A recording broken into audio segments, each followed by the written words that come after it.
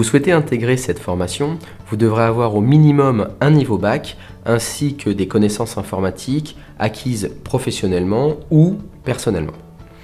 Vous devrez passer un entretien avec notre chargé de recrutement qui vous fera passer un petit test technique pour valider vos connaissances.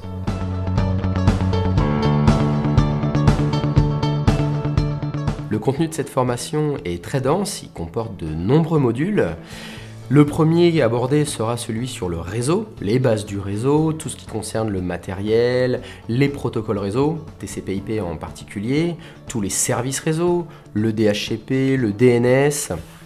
Puis, on voit toute une partie concernant l'administration des systèmes, l'installation, la configuration, une partie sur Active Directory, tout ce qui concerne la gestion des comptes utilisateurs, des unités d'organisation, les groupes. On va après s'attacher à la messagerie, donc une plateforme Exchange va être montée. On va aussi voir une petite partie sous Linux. C'est une partie importante du cours qu'il ne faut surtout pas négliger. Un sujet très important dans cette formation concerne l'assistance auprès des utilisateurs. Donc on va avoir plusieurs modules qui vont apprendre à dépanner les utilisateurs, communiquer correctement, appliquer les bonnes méthodes pour pouvoir arriver à résoudre la plupart des problèmes des utilisateurs.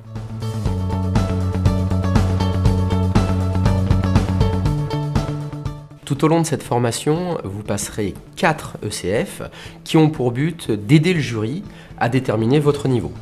Le premier est un ECF sur l'anglais, où vous devrez faire évidemment des traductions, anglais-français, français-anglais. C'est un examen écrit, c'est pas à l'oral. Le deuxième examen, c'est un examen sur le helpdesk, c'est-à-dire que vous devrez simuler une assistance auprès d'un utilisateur qui a une panne. Vous devrez donc l'aider à résoudre son problème. C'est un examen qui se passe au téléphone.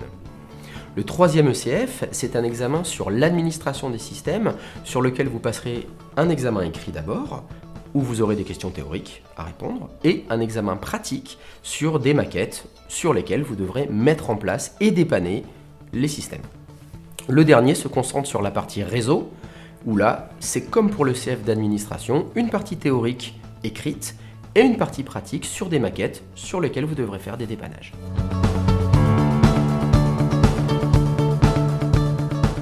À l'issue de votre formation, vous serez convoqué dans nos locaux pour passer votre titre professionnel avec succès, j'espère. Cet examen se compose de 2 parties. La première partie est un examen écrit, une étude de cas. Les réponses que vous apporterez à cette étude de cas seront remises au jury pour les aider à déterminer votre niveau.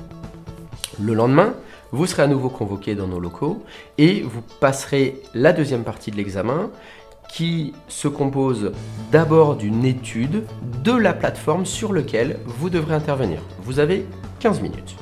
Pendant ces 15 minutes, vous étudiez la plateforme. Puis, vous serez soumis à 3 problématiques.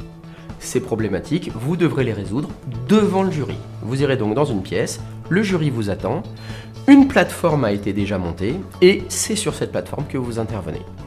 Si vous réussissez correctement à résoudre les 3 problèmes qui vous sont proposés, vous aurez certainement votre titre.